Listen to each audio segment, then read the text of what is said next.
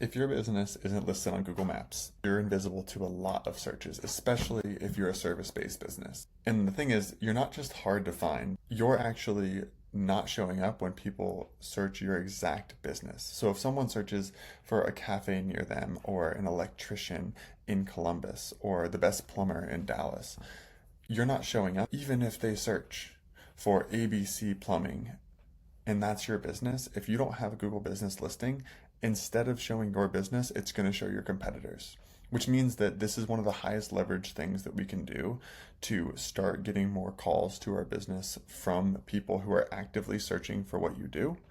And the nice part is that it's also one of the easiest parts of SEO for local businesses. So I'm going to walk you through the entire setup from scratch, step by step. And by the end of the video, your business will exist on Google Maps, Google Search, and the whole process will take less than 10 minutes, and it's completely free to do. So I want to give you some context. Your Google business profile, which used to be called the Google My Business, is the most powerful tool available to a local service business. When someone searches for what you do in your area, Google shows a map with typically 3 business listings right at the top. This is called, like in the marketing world, this is called the Maps Pack. Sometimes you'll hear people call it the Local Pack instead. But this shows up not just on Google Maps, but actually now it's showing up in the generative AI box. So the businesses that show up in these top 3, those are the businesses that get the majority of the clicks, calls, and leads. Think about the last time that you were searching for a service business. Typically, even if you didn't go with someone in the top 3, those were the first people that you called, because whenever Google recommends them at the top, we subconsciously think this is probably who I should trust, because we trust Google. But to even be eligible to show up there, you need a verified Google business profile, and that's what we're setting up today. This is literally step 0. So this is if you have never listed your business on Google. And the cool thing is that this is something you can do all on your own, and it's something that you can do completely free. Most business owners either don't know how to do it, or they paid an agency to do it, but you're going to do it all by yourself right now. Go to business.google.com and click Create Your Profile. And then we can start building out our Google business profile. Now, if you have a profile already connected to your Gmail account, it's going to look like this, but if you don't, then just go ahead and click Start. I'm going to click this profile as for another business. So the first thing that you'll see whenever you click Start is it's going to ask you the name of your business and your category. When you get here and start typing in your name, you'll notice that some business names already come up. If you do see your business here, it means that Google already has a listing for your business. This happens more than people realize. If someone reviewed your business on Google, or your address was like pulled from BBB, the Better Business Bureau, or from some other directory, there might be an unverified listing sitting out there with your name on it. Now, if this happens, you're going to want to claim that listing as opposed to creating a new one, because duplicate listings can cause real problems down the road for you. But in this case, the business that I'm creating a profile for doesn't have their business come up, and so I'm going to create a new profile for this business. And then for the category, you just select the category that best describes the business that you're creating a profile for. Once you do this, the next question is, do you want to add a location that customers can visit, like a store or an office?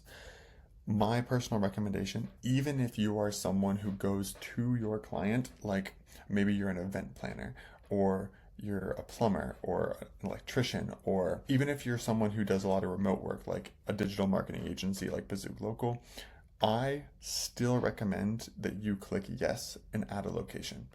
The reason is that this is what's going to give you a pin for your business on Google Maps, and this pin is what allows you to show up for more near me searches.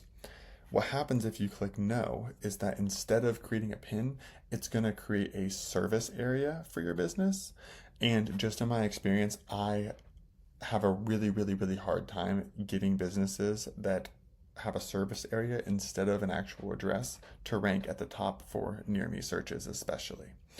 Now, some people who work out of their home don't want to do this for privacy reasons. If that's you, then that's the trade-off that you're willing to take. But if your goal is just to rank as high as possible and get as many calls from Google as you can, then I would recommend clicking yes and adding your business address. Once you click that, if it's a service area, it'll ask you some more details about your service area. If you clicked yes, then it's going to ask you the address of your business. Once you type in the address, then it's going to ask if you provide deliveries or home office visits. This is basically like if you will travel to your customer. Click yes or no. For in my case, I will because it's an electrician. And then it'll ask you to add the area that your business is operational in. I'm not going to worry about this for this business just because this is just adding a service area, and I'm just trying to rank for near me searches close to where this person is located. After that, it'll ask you for the contact details that you want to show your customers. So this is what's going to show up on the Google Business Profile listing. Right under your name, it's going to give the contact information of how customers can find out more about what you do or contact you. You have to put in a phone number, but I also recommend that you add a website as well if you have one. If you don't have a website, it's okay to put your Facebook URL there. The next thing it's going to ask is for you to verify your business. So sometimes there are a couple of options, but more often than not, it's going to ask you to submit a business video. When I click next, it's going to tell me the criteria for that video, and there are 3 of them. It's to show the surrounding areas, such as like street signs or neighboring addresses or businesses. And then you want to show the business name printed on a permanent fixture, so basically the sign you have outside. And then you're going to have to go into the actual location. It says access staff only areas or unlock the entrance. Basically, like if you just lock the door and then put your key in the door, unlock it, then that should be enough to verify your business. But Google can be really, really picky about this. And so make sure that you actually show a street sign if you can, or a neighbor's address. And then you need to have it all in one video, like one continuous recording is what it says. So sometimes this can take a couple of tries, but I would recommend being as thorough as you can because it really sucks to have to do this over and over and over again. Once you go through and submit your video for verification, then it's going to ask you some more specific details about the business. Add your services. It'll pre-populate some services that it thinks would align with your primary category, which is what we added under our business name in step 1. And then you can also add a custom service to the bottom.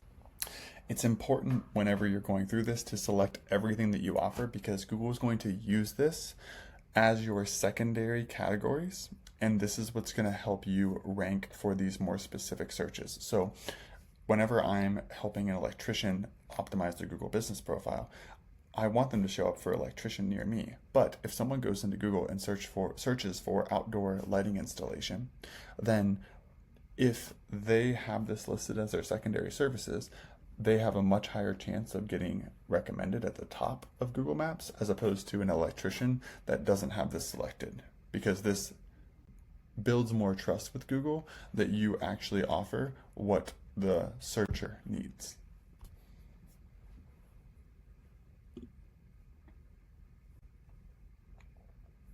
Then it's going to ask for our business hours. Don't put 24 hours unless you're actually available 24 hours. Add your true business hours here. So my client is open from 7 to 3, Monday through Friday. Next, we're going to add a business description.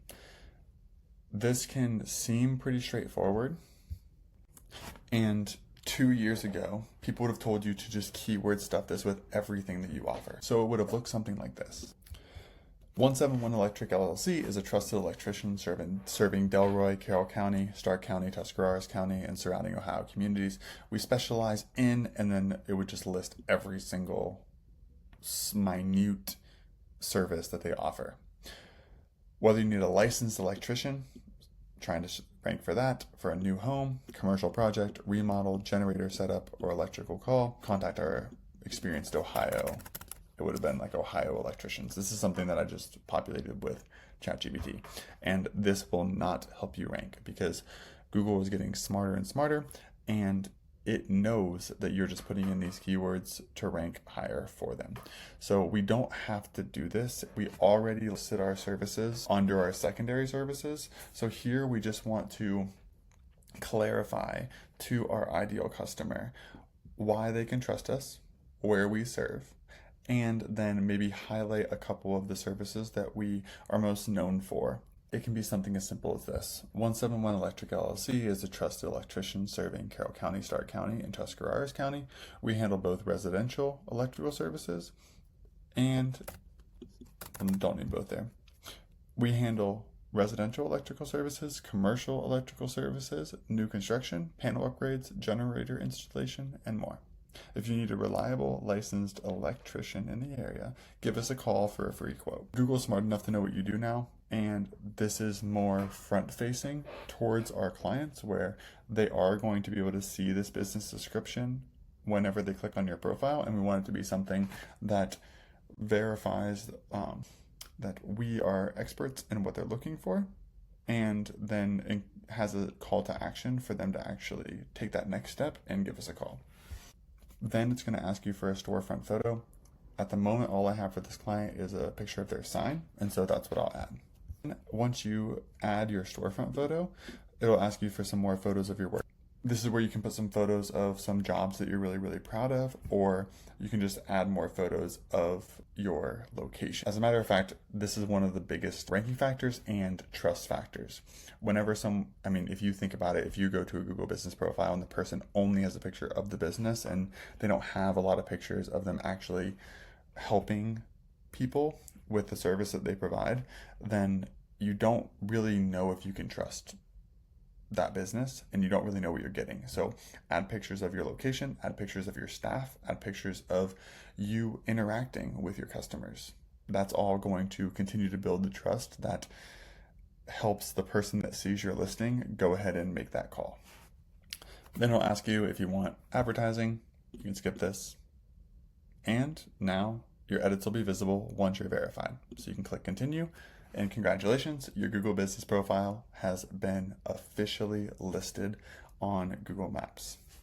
You just did what most local business owners either don't know how to do or paid someone else to handle. Your business is on the map for free in under 10 minutes. If you have any questions, or maybe you're just not sure even what primary category that you should use for your business, go ahead and drop it in the comments, and I'll read it and respond to you with the primary keyword that gets the most search volume in your field.